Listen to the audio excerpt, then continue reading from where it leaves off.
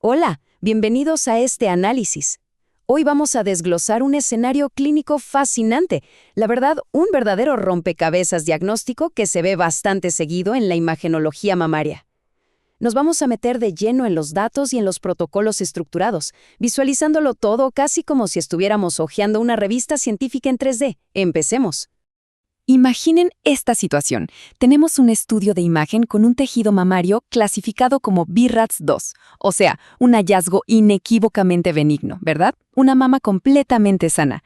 Pero, un momento, resulta que en el mismo estudio aparece una adenopatía axilar, un ganglio linfático anormal. Es una contradicción clínica absoluta, ¿no les parece?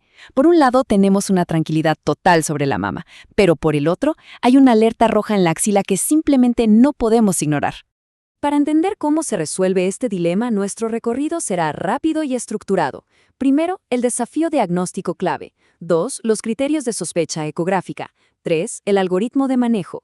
4, el riesgo de malignidad. 5, el papel de la biopsia. Y cerraremos con la comunicación efectiva. Así que pasemos de una vez al punto 1, el desafío diagnóstico clave. Bueno, a pesar de que tenemos sistemas súper robustos como el BRAFS para clasificar las lesiones de mama, resulta que hay un vacío enorme en las normativas oficiales cuando se trata de los ganglios. Y esto nos lleva a un concepto clave, la sospecha residual. Básicamente es esa zona gris, esa incertidumbre de cuando vemos un ganglio que no es ni 100% normal, pero tampoco es evidentemente canceroso.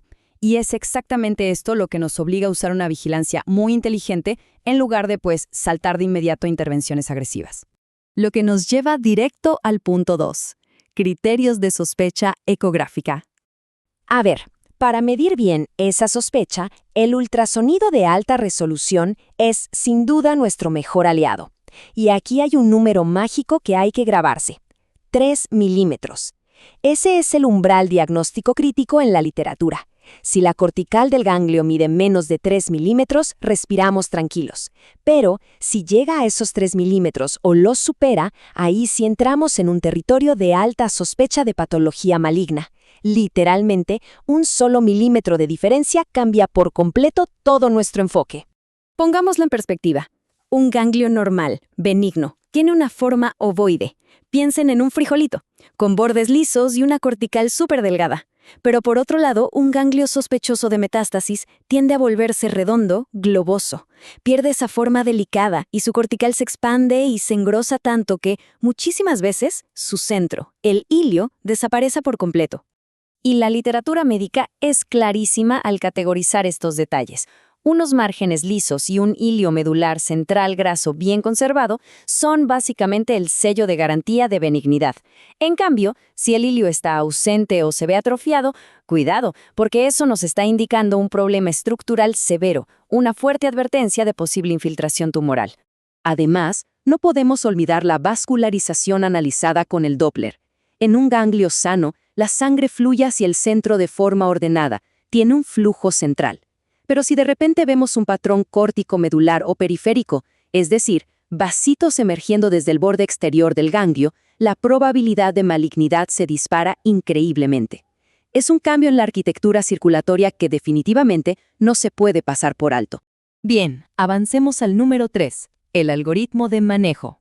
Porque claro, saber identificar el ganglio anormal es apenas la mitad de la batalla. La otra mitad es saber exactamente qué hacer con él. Las guías de la Sociedad Europea de Imagenología Mamaria nos dan una línea de tiempo bastante clara.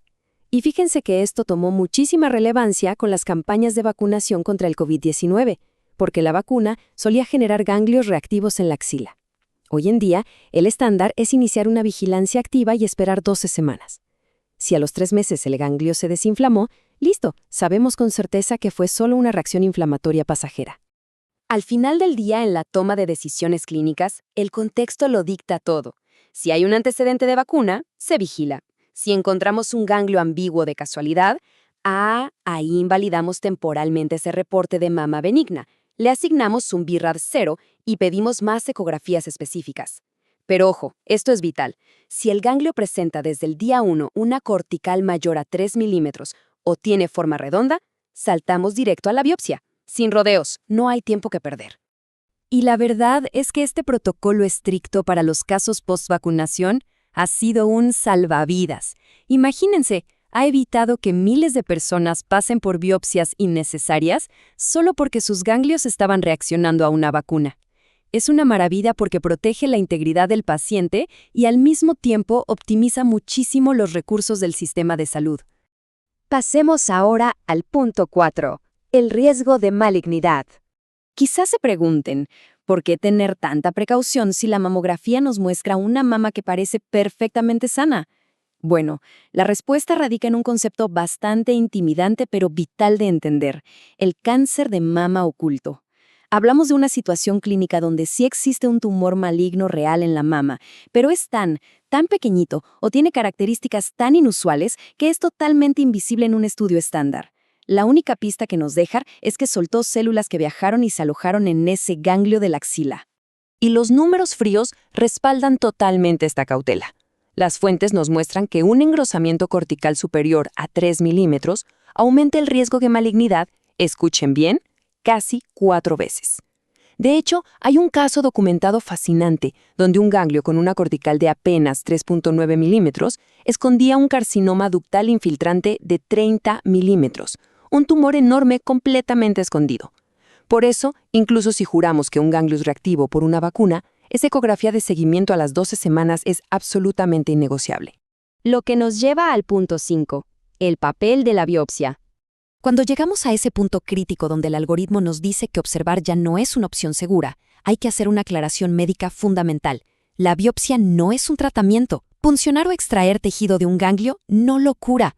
Más bien, la biopsia es la llave diagnóstica. Es lo que nos revela la histología exacta y nos dice si estamos ante una simple inflamación o si hay células metastásicas. Y solo teniendo esa llave en la mano, podemos abrir la puerta al verdadero tratamiento oncológico, ya sea una cirugía o quimioterapia. Y finalmente, llegamos al punto 6, comunicación efectiva. Ahora bien, ¿cómo traducimos todos estos algoritmos rígidos y datos científicos a una persona real que está sentada frente a nosotros en el consultorio? Hay que tener mucho tacto para no generar pánico innecesario. Primero, presentamos el hallazgo de la forma más neutral posible.